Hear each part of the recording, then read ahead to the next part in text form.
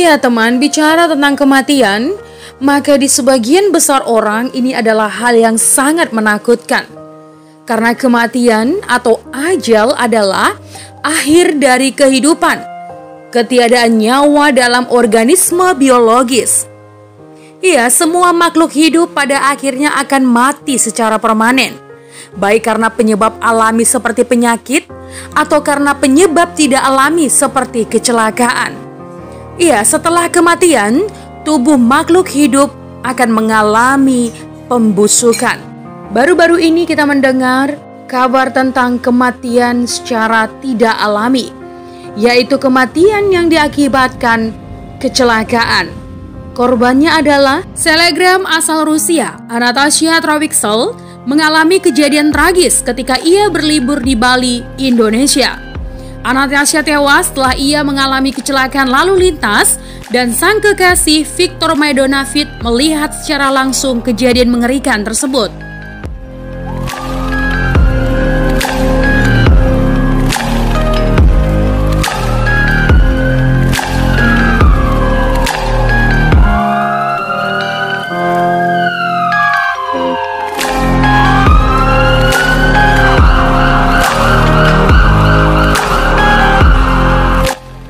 Ya, perempuan berusia 18 tahun itu rupanya cukup terkenal di negara asalnya, sebab ia menjadi influencer yang memiliki lebih dari 1,3 juta pengikut Instagram.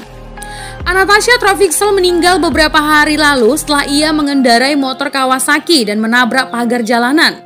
Menurut Viktor, Anastasia melaju dengan kecepatan kencang dan mulai kehilangan kendali. Naas, nyawanya tak bisa diselamatkan karena dia mengalami cedera kepala berat dan tewas di tempat kejadian. Iya, saya diingatkan dengan kebenaran firman Allah yang terambil dari kitab Ibrani 9 ayat 27. Dan sama seperti manusia, ditetapkan untuk mati hanya satu kali saja, dan sesudah itu dihakimi. Iya teman, saya diingatkan dengan kisah Stefanus yang dilempari dengan batu. Lelaki yang berlutut ini adalah Stefanus. Ia murid yang setia dari Yesus. Tapi lihat apa yang terjadi atasnya sekarang. Orang-orang itu melempari dia dengan batu yang besar. Mengapa mereka begitu benci kepada Stefanus sehingga mereka melakukan perkara yang mengerikan kepada Stefanus? Mari coba kita lihat. Iya, Allah telah membantu Stefanus melakukan mukjizat-mukjizat yang menakjubkan. Orang-orang ini tidak menyukai hal itu, teman. Dan karena itulah mereka mencoba bertengkar dengan dia tentang kebenaran yang diajarkannya kepada orang banyak. Dan Stefanus membuktikan bahwa orang-orang ini telah mengajarkan perkara-perkara yang palsu. Akibatnya mereka menjadi makin marah, teman. Maka mereka menangkap Stefanus dan memanggil orang-orang lain untuk mengucapkan dusta tentang Stefanus.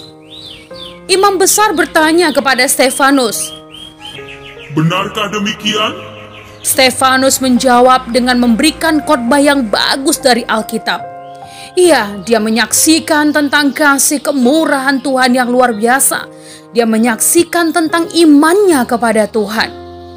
Pada akhirnya teman, ia menceritakan bagaimana orang-orang jahat membenci nabi-nabi Yesus di masa lampau. Lalu ia berkata, "Kamu sama seperti orang-orang itu. Kamu membunuh Yesus hamba Allah dan kamu tidak mentaati hukum-hukum Allah." Pemimpin-pemimpin agama ini sangat marah. Mereka menggertakkan gigi karena marah kepada Stefanus. Tetapi kemudian Stefanus mengangkat kepalanya dan berkata, "Lihat, aku melihat Yesus berdiri di sebelah kanan Allah di surga." Mendengar hal ini, orang-orang itu menutup telinga dengan tangan dan mengejar Stefanus. Mereka menangkapnya dan menyeretnya keluar kota itu. Kemudian beberapa dari orang-orang itu mulai melempari Stefanus dengan batu.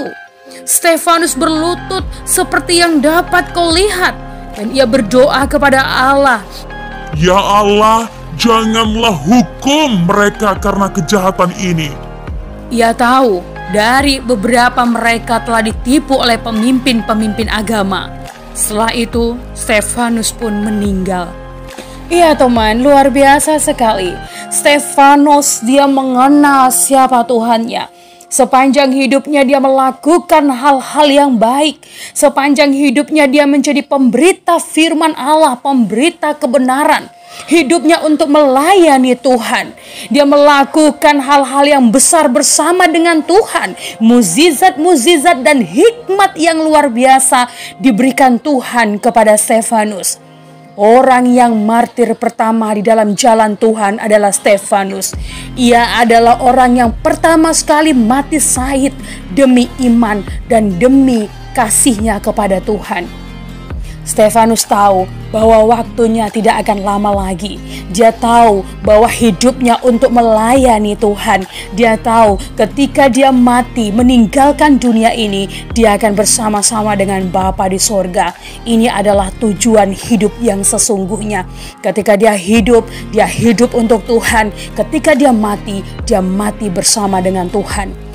Kematian datang tidak terduga. Kematian datang bisa kapan saja. Yang jadi pertanyaannya, jika kematian itu datang, sudahkah saya dan saudara siap? Hidup ini adalah kesempatan. Kesempatan untuk melakukan hal yang baik dan benar.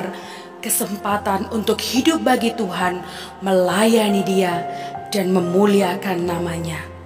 Amin.